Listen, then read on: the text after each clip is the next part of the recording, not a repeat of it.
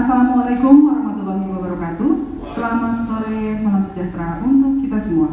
Apa kabar Bapak, Ibu, rekan-rekan semua? Semoga kita semua dalam keadaan sehat walafiat, dalam lindungan Allah Subhanahu wa Ta'ala, di dalam kondisi pandemi Covid yang masih merebak ini. Terima kasih atas kehadirannya di acara Obsesi, obrolan sore santai berisi dari Dinas Kebudayaan dan Pariwisata Provinsi Sumatera Selatan. Pada hari ini kita kembali akan membahas, tetapi bukan pariwisata.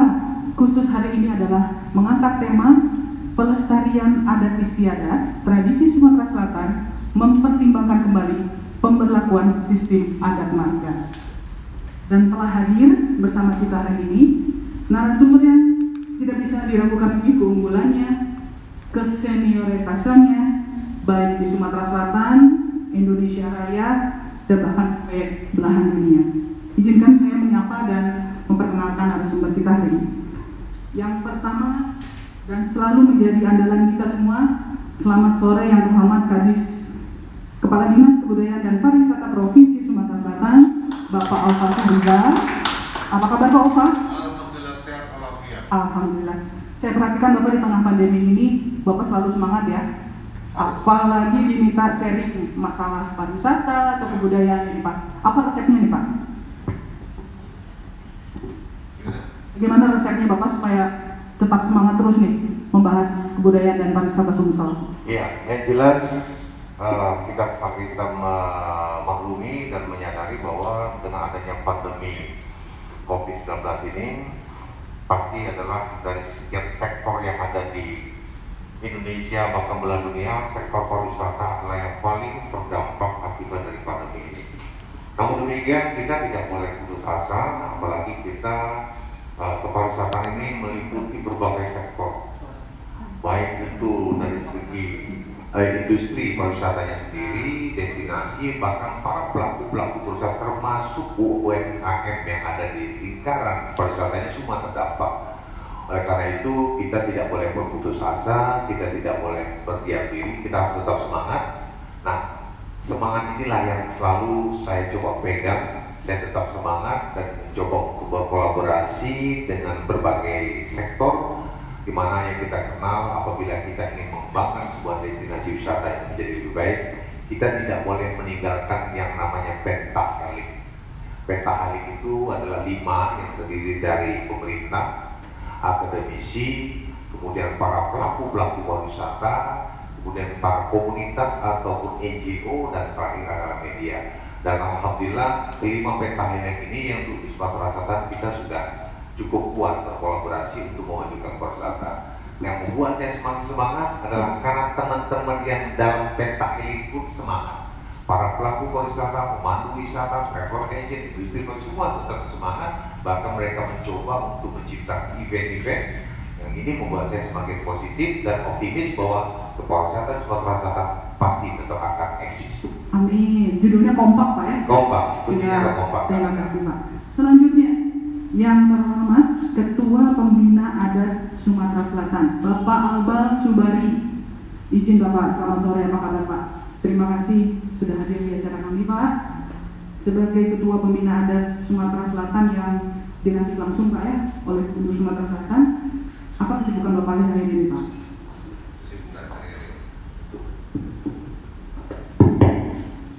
Bismillahirrahmanirrahim. Assalamualaikum warahmatullahi wabarakatuh. Kebetulan 1 tahun ini sudah pensiun, jadi fokus sana. Ya kebetulan amanah diberikan oleh Pak Kup untuk memimpin Bina Adat Sumsel terhitung dari Desember 2019 tadi. Desember 2012 Pak ya? Sampai 2024. Mudah-mudahan amanat itu bisa saya laksanakan bersama teman-teman tim lainnya. Amin, amin. Terima kasih Pak. Narasumber kita selanjutnya yang terhormat Staf Khusus Gubernur Sumatera Selatan Bidang Kebudayaan Bapak Hidayat Komsu. Selamat sore Bapak, terima kasih sudah hadir. Sebagai perpanjangan tangan Gubernur Sumatera Selatan nih Pak, di bidang kebudayaan khususnya, ada pesan-pesan khusus nggak dari beliau, dari Pak Gubernur untuk kebudayaan Sumatera Selatan, Pak. Siap, terima kasih. Jadi kalau masalah pesan dan kesan atau anjuran daripada pemerintah provinsi melalui Gubernur Provinsi Sumatera Selatan, bahwasanya beliau memang sangat konsen tentang budaya yang ada di Sumatera Selatan. Bagaimana caranya usahanya, budaya-budaya yang ada di Sumatera Selatan ini bisa membumi ke tingkat nasional bahkan ke internasional. Itu yang diharapkan oleh Bapak Gubernur kita. Oleh karena itu, beliau berpesan kepada kita semua, khususnya kepada pariwisata, kebudayaan, pendidikan, supaya bagaimana caranya kebudayaan yang ada di Sumatera Selatan itu betul-betul kita gaungkan sampai ke tingkat internasional. Dikenal internasional, Pak ya. Wah, luar biasa ya, Pak.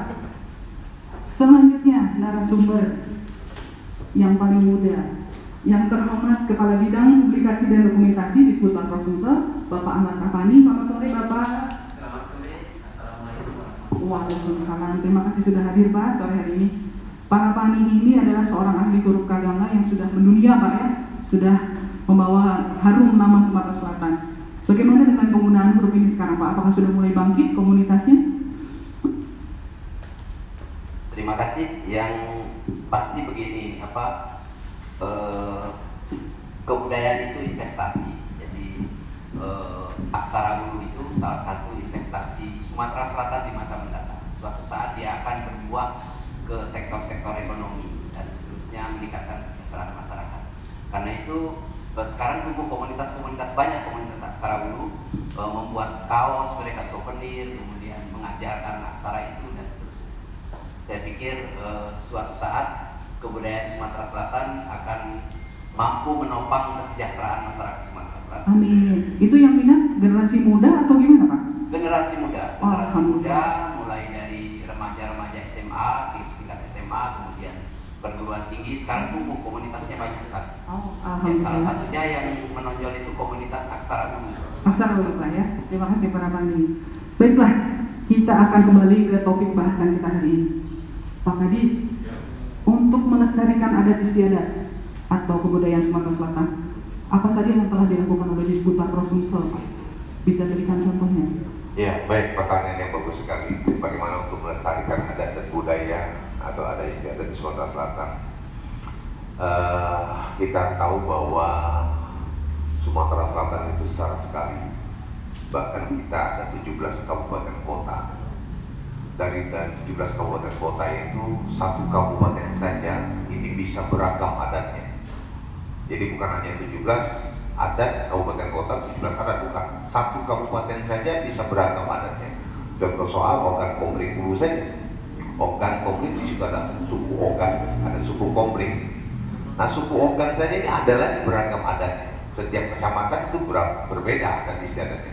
Begitu juga dengan Komering. Komering juga begitu. Ada misalnya kecamatan apa, kecamatan ini pun ada beragam. Baik dari segi bahasa, kemudian ada istiadat seperti adat perkawinan, kemudian adat budaya seperti seni budaya, seni tari dan sebagainya, musik dan sebagainya.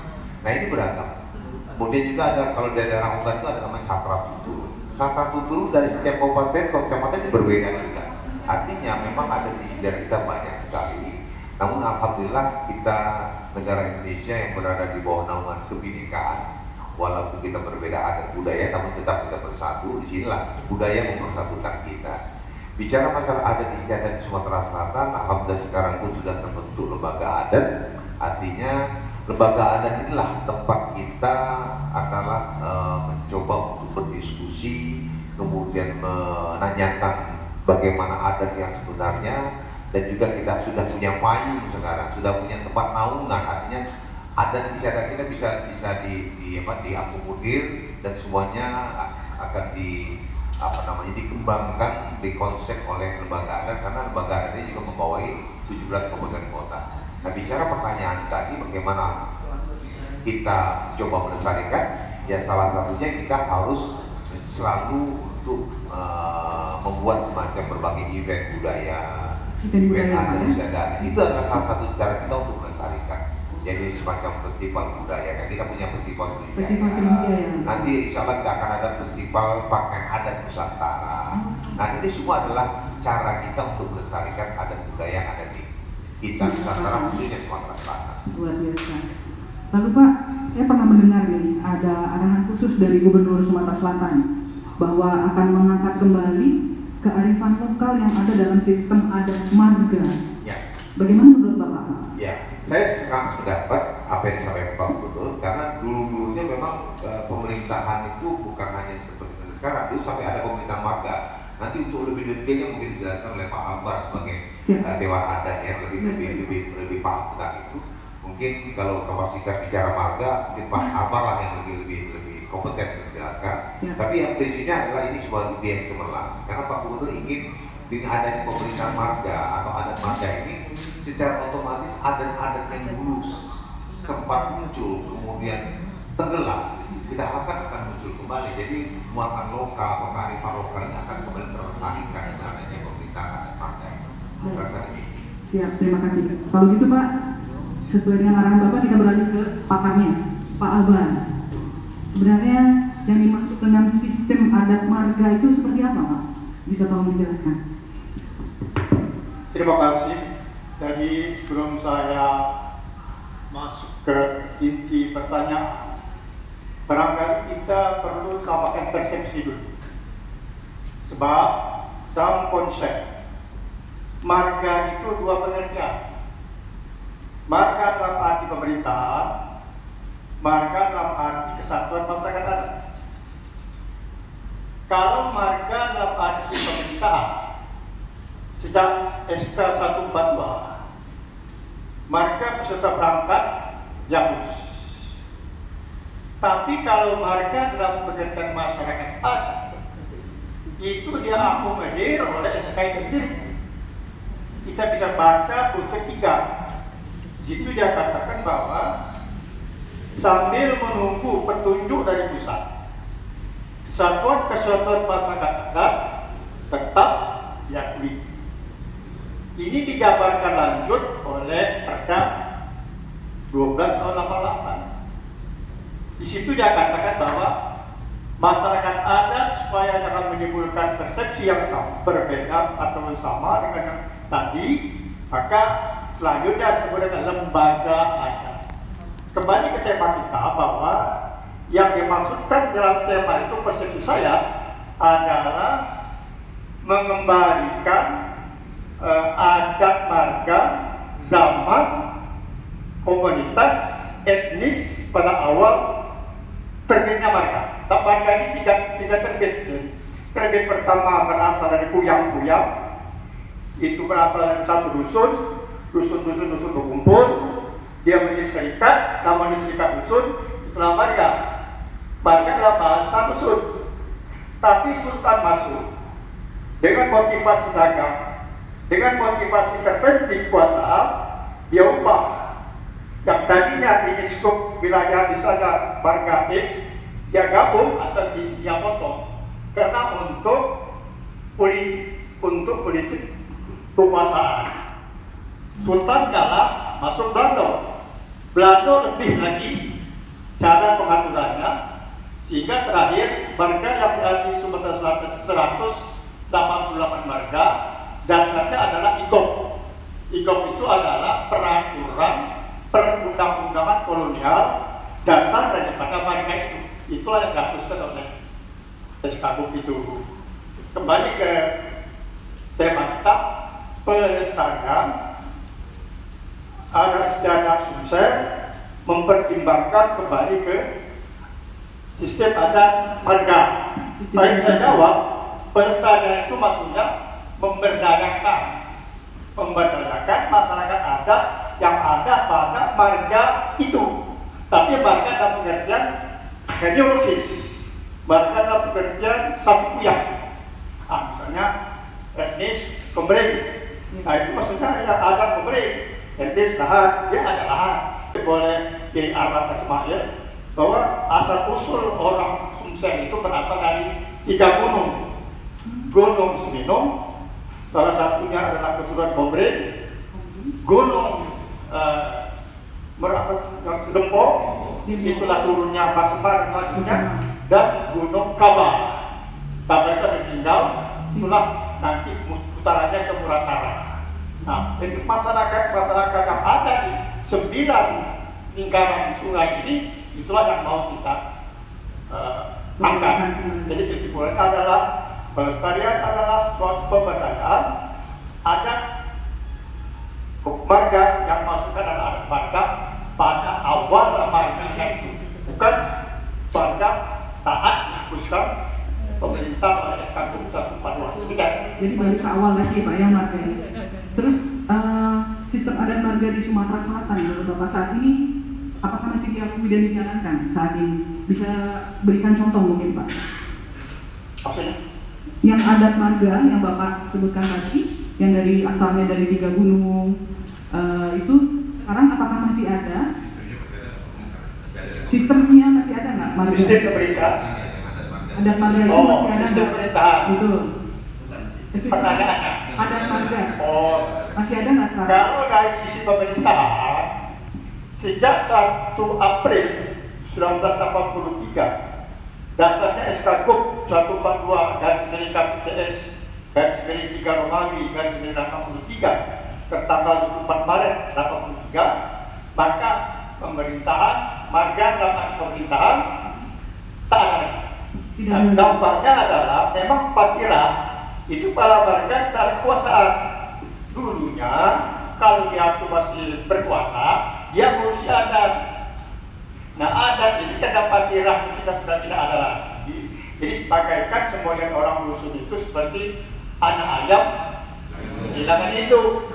Tidak ada yang mau dipaduki. Nah sekarang timbullah melemah, kemenakan sudah tidak hormat sama jurang itu, kiai itu tak dihormati lagi, dan sebagainya. Betul sekali Pak, memang sekarang kelihatan perubahan zaman itu mempengaruhi generasi muda sekarang Pak ya. Terima kasih sekali Pak penjelasannya. Sekarang kita beralih ke Pak Hidayat Komsu. Berdasarkan penjelasan Pak Albal tadi Pak, menurut Bapak apakah memungkinkan apabila sistem adat marga itu dijalankan kembali di Sumsel Pak? Ya, terima kasih. Jadi saya sependapat apa yang dikatakan oleh Yang Mulia Bung Haji Muhammad Alfa. Ini adalah yang mulia. Kalau bahasa filsafat yang lama itu yang mulia. Ketua Dewan Adat, jadi yang mulia, Ketua Dewan Adat harus digalakkan yang mulia, yang mulia. Jadi sistem marga ini kalau menurut sejarah yang ada itu memang betul ada 2. Satu di bidang pemerintahan, yang kedua di bidang kesukuan. Kesukuan. Jadi suku ini itu marga ini loh. Yang sudah itu suku ini marga ini loh. Nah di dalam pemerintahan itu boleh dikatakan kalau sekarang ibaratnya gubernur, ya kan, wali kota, bupati dan sebagainya. Nah di situ kalau dulu ada pamong, ada apa namanya pesirah, ada demang, ada segala macam bermacam. Nah itu makanya itu sudah di pemerintahan dengan kesukuan. Nah sekarang ini di kesukuan ini yang berlaku yang ada baru yang masih tertanam itu di daerah Batak. Jadi kan suku marga, suku apa namanya, Sinaga, Cito, Sihaluan dan sebagainya kan mereka kuat sekali memang Pak marga kesukuan ya kan sukunya. Nah kalau di bidang pemerintahannya sama ada sampai sekarang ini karena sudah menurut Undang-Undang nomor berapa tadi Pak? Yang mulai 14 ya, atau 82 itu memang sudah dikrus oleh zaman, oleh kita dikrus oleh zaman dengan adanya Orde Baru, maka hilanglah itu yang termasuk yang Pasirah, Ongkawo dan sebagainya kan. Nah tapi kalau sekarang ini di daerah Komering khususnya, ya, bukan berarti saya memuji karena saya orang Komering, bukan, itu masih di Komering masih berlaku itu masih. Jadi di Komering itu makanya sampai sekarang ini ada 3 Komering itu, Komering Ulu, Komering Ilir, ya kan, Komering Ulu ada 2 kan, Komering Ulu dan Komering Ilir, sama-sama Komering itu. Dan di adatnya itu kelihatan antara Ulu dengan Ilir masih nyambung. Nah makanya di zaman baru ini sekarang, di zaman reformasi, pecah lagi. Oku itu terdiri daripada 3. Oku Induk, Oku Selatan, Okan Komering Ulu Timur, Okan Komering Ulu Selatan, dan Okan Komering Oku Induk, ya kan? Okan Komering Ulu istilahnya itu kan. Nah di situ. Jadi saya sependapat dengan beliau ini tadi, bagaimana caranya kalau bisa kita teliti kembali. Yang sekarang ini kelihatan jejak yang masih ada itu di daerah Komering. Contoh di daerah kami itu di Boymadang. Boymadang itu ada kecamatannya itu masih sampai disebut dengan Marga Madang suku 1, Marga Madang suku 2, dan Marga Madang suku 3. Dulu marga Madang di sana cuma satu, ditambah berkembang lagi jadi 2, sekarang ini berkembang lagi jadi 3. Yang komering asli itu ialah mulai dari kue Madang itu yang namanya komering. Tanya dia masih menggunakan kata marga ini. Ya, jadi kalau pertanyaan bagaimana marga, jadi marga itu yang betul sebenarnya harus digalakkan. Makanya sekarang ini boleh nanti dikaji apa yang tua daripada komering sana, apa sejarahnya sehingga masih dicantumkan marga Madang suku 1, marga Madang suku 2, marga Madang suku 3. Pasti itu ada sejarahnya. Itu saya ingat waktu zaman Pak Bupati, Pak Harmadu masih gubernur, itu dikembangkan jadi marga Madang suku 3. Jadi saya sependapat kalau bisa bagaimana caranya untuk ke depan, mari kita gali bersama. Kalau mungkin ada input dari masyarakat, dari tua-tua, dari sesepuh, itu sangat kita harapkan untuk menggalakkan kembali bagaimana caranya marga-marga itu dikembalikan. Jadi boleh dikatakan Bapak setuju ya, bila adat marga ini diberlakukan kembali di Sumatera Selatan? Ya, sangat setuju. Selain daerah komering Pak, ada contoh lain nggak mungkin? Kalau di daerah lain, saya lihat kan memang kalau pesirah masih ada dengan Penggawo, tidak ada lagi. Paling mereka istilah ketiga khotib, yang masih khotib ya, khotib kalau tidak salah. Khotib itu masih, kalau khotib itu masih. Tapi sekarang itu khotib itu sudah lingkup nasional bahkan di tanah itu khotib. Nah, itu kalau jadi untuk marga-marga itu di daerah lain saya kelihatannya memang sudah tergerus oleh zaman. Berarti yang masih timbul, yang masih eksis sekarang daerah komering itu Pak ya? Wah, luar biasa. Buktinya bahkan seandainya ada yang nikah itu diberikan gelaran adat ya kan. Iya, gelar adat. Saya waktu itu pernah hadir Pak Jokowi kalau nggak salah dikasih gelar adat itu Pak. Ya, presiden kita diberikan adat yaitu Raja Balak. Raja Balak. Ya kan, Raja Balak nggak salah Raja Balak ya kan. Dan Raja Balak lagi. Lah Raja, lah Balak jadi Balaknya. Oke, terima kasih. Baik, selanjutnya kita ke Pak Rabani Pak. Izin Pak Rabani. Selama ini Pak, adakah peran pemerintah Pemprov Sumsel melalui Disbudpar dalam mendokumentasikan Pak dan menyebarluaskan informasi terkait sistem adat marga ini Pak? Oh ya, terima kasih Bu Prima. Kalau peran pemerintah kan sesuai delegasi dari Pak Kadis ke saya, itu kan ada 2 sebetulnya, penguatan regulasi dan pemberian fasilitas. 2 hal itu yang pokok. Nah, kebetulan di Dinas Kebudayaan dan Pariwisata kita Provinsi Sumatera Selatan itu ada tupoksi yang berkaitan dengan dokumentasi dan publikasi budaya. Nah, sehingga kita kebetulan enak bersinerginya dengan pengurus pembina adat Sumatera Selatan. Nah, di situ kita bisa memulai mendokumentasikan nilai-nilai kearifan lokal yang bersumber dari tradisi dan adat istiadat.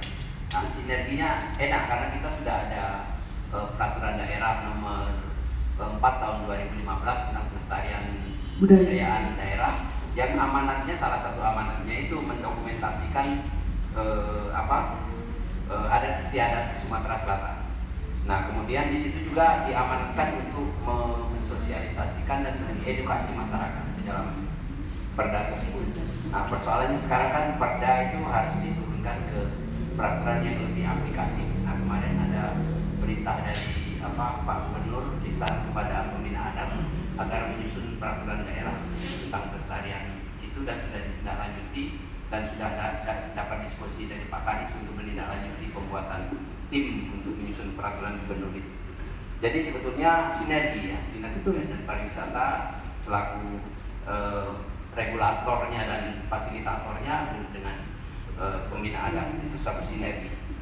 Nah, kemudian ada instruksi lagi ketika pembina adat itu audiensi Pak Gubernur agar menyusun semacam peta budaya atau peta budaya Pak? Ya, semacam peta budaya atau menginventarisasi adat istiadat yang di daerah Sumatera Selatan yang kata Pak Kadis tadi kan sekalipun kita terdiri dari 17 kabupaten kota, tetapi itu kan batas-batas wilayah administratif atau teritorial gitu. Nah, Pak Gubernur inginnya peta budaya itu atau inventarisasi budaya-budaya itu tidak berdasarkan teritorial, tetapi memang berdasarkan wawasan budaya. Jadi kesatuan kebudayaan. Betul. Jadi tidak dilihat ini daerah mananya nggak dilihat Pak ya. Betul. Jadi satu kesatuan budaya Sumatera Selatan. Keragaman itulah seperti kata Pak Kadis bahwa kita ini punya keberagaman yang luar biasa, tetapi tetap satu dalam hal ini entitasnya Sumatera Selatan. Ya, luar biasa Pak. Lalu Pak, dalam mengangkat sistem kembali lagi ke adat marga tadi itu Pak ya. Sebagai generasi muda, juga bapak-bapak sekalian mungkin sudah ada yang mendengar. Dari segelintir yang mendengar itu, ada nggak kemungkinan timbul perselisihan antara persetujuan atau tidak lagi? Kalau misalnya memang ada nih, kira-kira apa yang bisa pemerintah lakukan?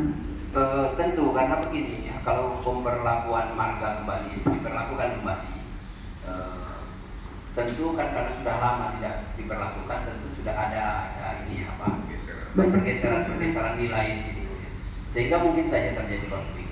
Tapi persoalannya kan begini, kita ini diperintah untuk membuat satu regulasi. Nanti dalam regulasi itu ada aturan-aturannya.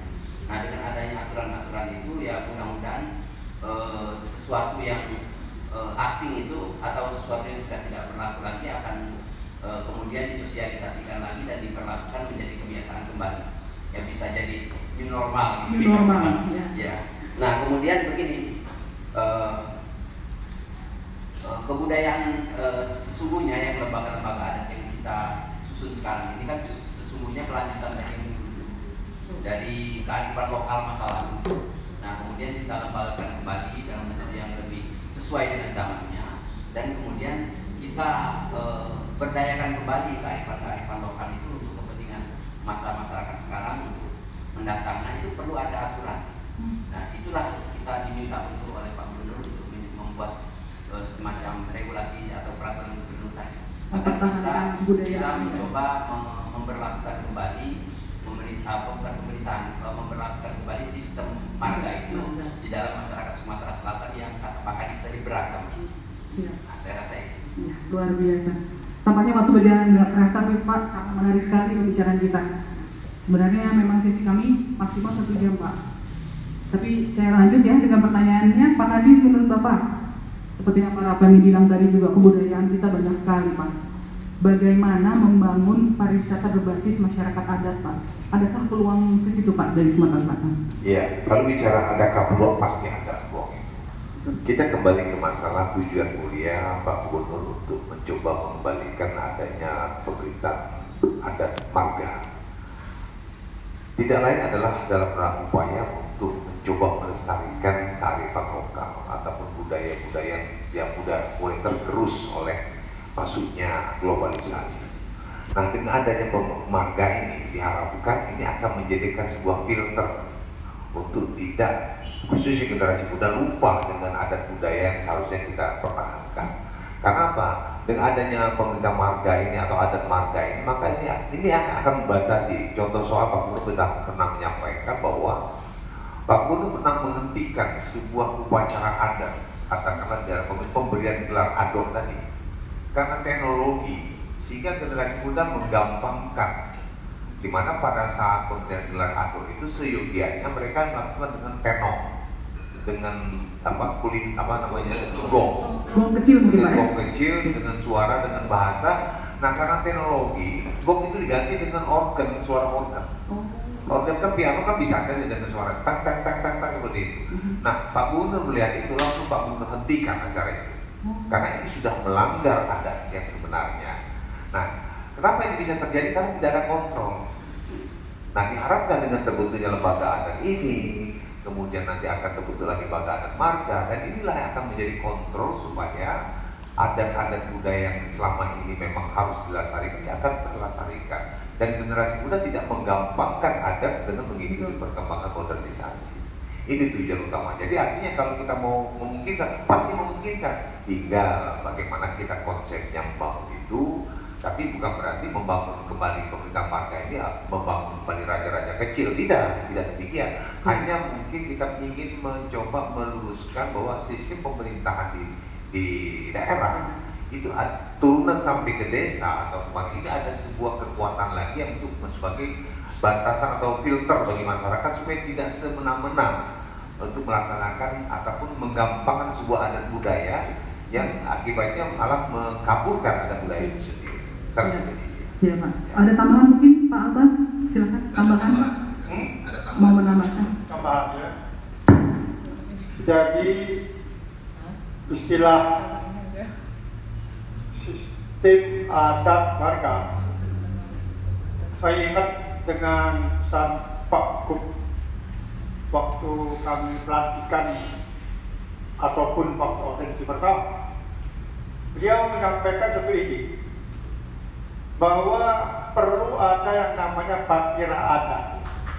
Sampai sekarang saya berpikir konsep pasirah adat itu tentu barangkali maksudnya adalah marga dalam arti teknis, komunitas suku, istilah Pak Komstri suku. Jadi akan membentuk suatu pasirah adat. Pasirah dalam arti bukan pasirah untuk menghidupkan kembali model yang lama, tapi pasirah ngurusi adat istiadat. Dan itu sudah menjadi program kerja kami 2019-2024, dan sudah ada titipan dari Pak Gub untuk membuat peraturan gubernur, realisasi dari perda yang sudah dibuat oleh teman-teman di DPRD. Mudah-mudahan itu bisa kita realisasi untuk digambarkan lagi ke dalam perda-perda kabupaten kota. Demikian. Siap. Pak Hidayat Komsul, silakan Pak, mungkin ada yang tanggapi. Ya, saya tambahkan tadi pertanyaan saya menyambung dengan apa yang dikatakan Pak Kadispin bahwa tadi Baik Pak. memungkinkankah adat marga itu akan menarik pariwisata? Ya kan? Sangat-sangat memungkinkan, sangat-sangat mungkin. Karena begini, kita lihat dengan adanya adat-adat marga-marga itu, jadi tercetuslah di situ dalam kebudayaan. Dengan adanya kebudayaan, otomatis daerah-daerah lain akan menggali apa yang terjadi di daerah tersebut. Otomatis akan menarik minat daripada wisatawan untuk menggali, belajar daripada marga-marga yang dibuat oleh Provinsi Sumatera Selatan, itu maksudnya ya. Nah, yang kedua, kita lihat Pak Oka, kalau bisa di kita ini segera ciptakan seperti kayak di Sumatera Barat. Kalau ada orang berkunjung, dia ingin pakai pakaian Sumatera Selatan, dia bayar. Di sini bagus, sangat memungkinkan di sini. Dia ada misalnya, oh ini adat Pomri, ini karena namanya Datu apa misalkan kan, atau misalkan ini Sultan Mahmud Badarudin II, pakaian seperti ini loh. Nah, ya kan. Terus atau misalkan ada lagi yang raja-raja yang lama-lama lah, yang di Sumatera Selatan ini yang terkenal disebutkan. Atau misalkan, oh Pasirah, apa namanya bapaknya Pak Fitro itu siapa? Hamzah. Pasirah Hamzah dulu pakainya begini loh. Kita buat kan, sini saya akan coba tak pakaian Pasirah. Bangga dia foto-foto kan, oh aku sudah ke Sumatera Selatan. Ini lalu pakaian dari Sultan Mahmud Badarudin II. Contoh. Jadi kalau bisa di sini, tidak usah ke sini aja kalau tidak usah di tempat-tempat lain, di sini aja. Jadi dikasih ornamen, foto, ya kan, pakaian ada. Itu yang luar biasa. Akan lebih menarik di Sumatera Selatan. Siap Bapak, terima kasih. Para kami mungkin ada tambahan?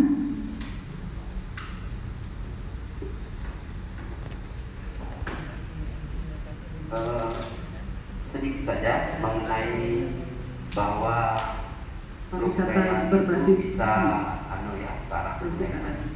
Ya kita lihat saja misalnya kebudayaan pariwisata Bali kan luar biasa.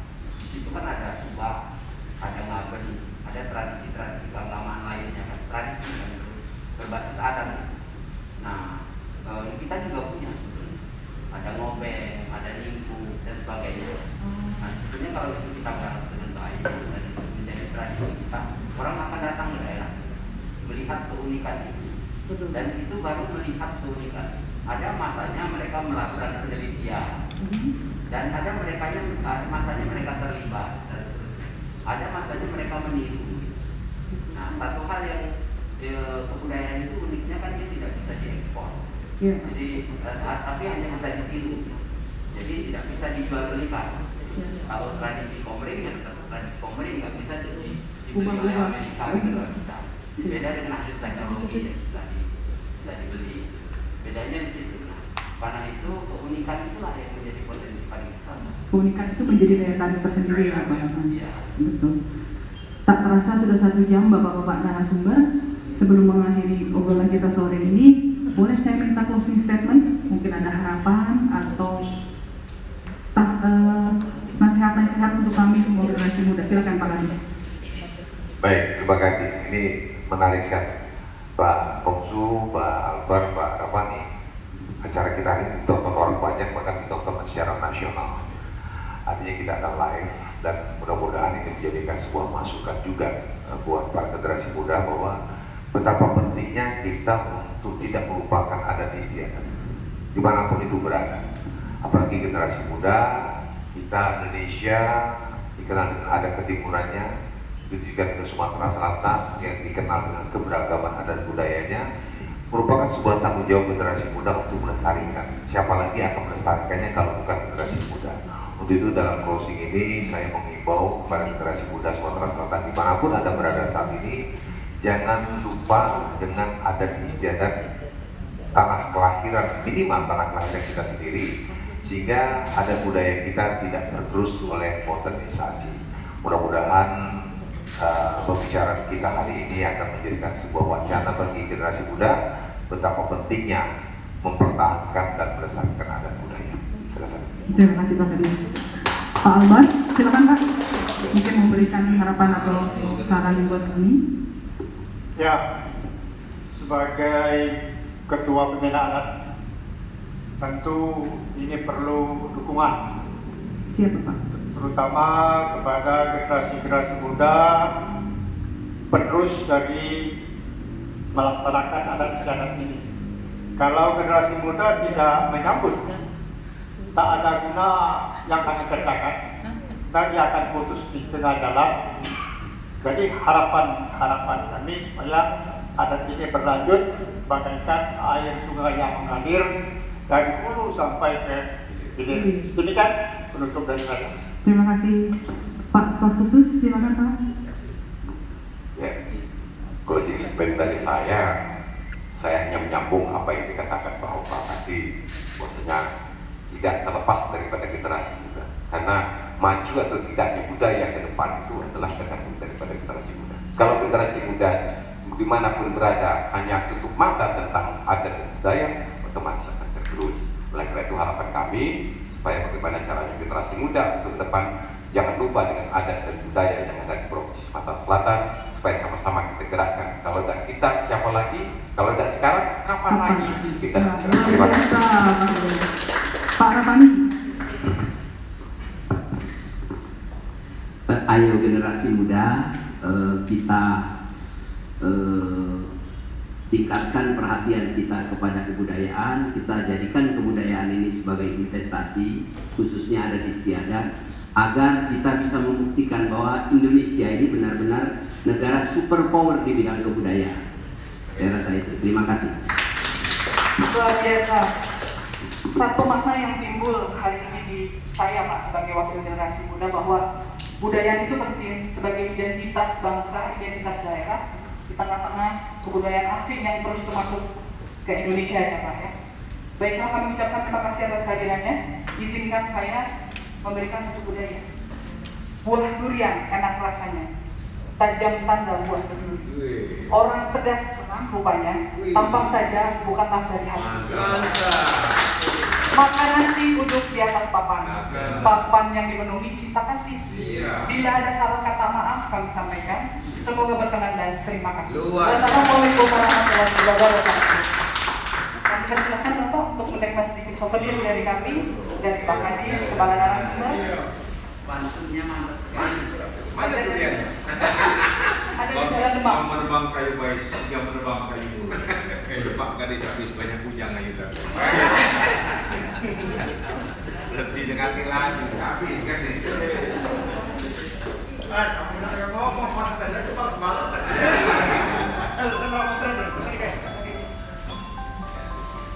Ya, kami silakan dari Pak Kadis untuk memberikan souvenir Ini Pak Kunsu. kepada Pak Hidayat Komsu, staf khusus Gubernur bidang kebudayaan. Terima kasih telah menjadi narasumber, dan insya Allah sekali lagi apa yang kita diskusikan tadi ini ditonton dan didengar secara wisata. Jadi insya Allah mungkin melalui kegiatan ini orang akan tahu bahwa Sumatera Selatan kaya dengan adat. Ya, terima kasih Pak Hidayat Komsu atas kehadirannya. Yang kedua, kepada izin Pak Komsu yang mulia Bapak Alban Subari. Dapat titel baru. Jangan di Sultan yang muda ini Yang mulia. Oh ada. Terima kasih Pak Albar atas kehadirannya hari ini. Kita lestarikan panggilan para Pak Albar adalah Yang mulia Albar, pembina adat Sumatera Selatan. Terima kasih Bapak, sehat selalu. Tentunya para Pani. Dan yang terakhir, biasanya tradisi pemokasi Pak. Pada Bapak Kapani, Gaman, terima kasih. Oke, siap. Sedikit bocoran, obrolan kita hari ini, bocorannya ini dapat dari para Pani sumbernya semua di Indonesia. Tepuk tangan buat para Pani. Oke, ya. Terima kasih. Buat semuanya, ini alhamdulillah ada teman media dari Valpres hadir, terima kasih banyak. Ya. Ini Valpres hadir Pak, besok ada beritanya di Valpres. Ya. Kemudian ini juga langsung di digital marketing dan kita akan mempersiapkan secara online dan ini sebagai proposal kita dan sudah berusaha untuk mengangkat melestarikan budaya dan Nusantara. Jadi teknologi kita manfaatkan. Jadi sama ini orang mungkin kalau bicara harus ramai orang ini ya, dan teknologi itu lebih tepat sasaran dan semua orang yang ada di kita. Terima kasih Bapak sekali lagi. Kita foto dulu. Oke, foto dulu baru ngopi. Oke, kali ini bagus. Ya kan yang lain-lain semua. Ini bagus, nah, view-nya bagus. Ini view-nya bagus. Di sini ya. Ada ininya, Pak. Ada ininya, Pak. Jadi komen di sini, Pak.